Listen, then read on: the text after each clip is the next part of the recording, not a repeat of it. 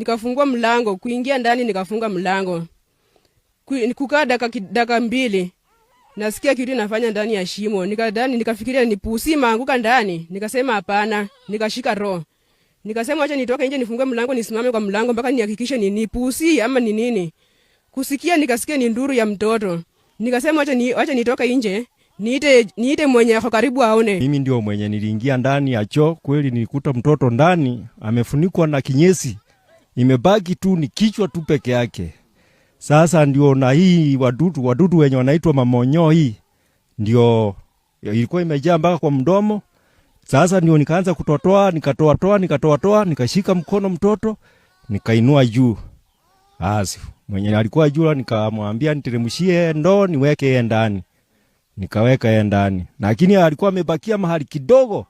Kama kichwa ingeingia ndani hatungempata kama ako hai. Kama nyumba 10 wa area. Nasema hivi, hii kitendo imefanyika hapa kwa choo.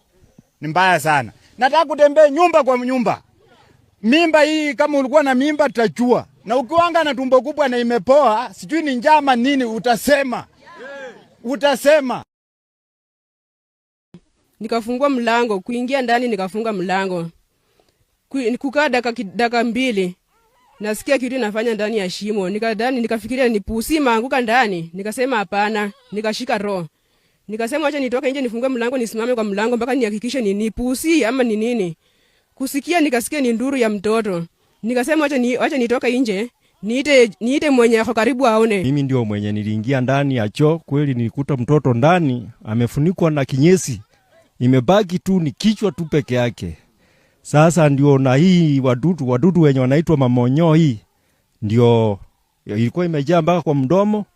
Sasa ndio nikaanza kutotoa, nikatoa, nikashika mkono mtoto, nikainua juu. Basi mwenye alikuwa juu nikamwambia niteremshie ndoo niweke yeye ndani. Nikaweka yeye ndani. Lakini alikuwa amebakia mahali kidogo. Kama kichwa ingeingia ndani hatungempata kama ako hai.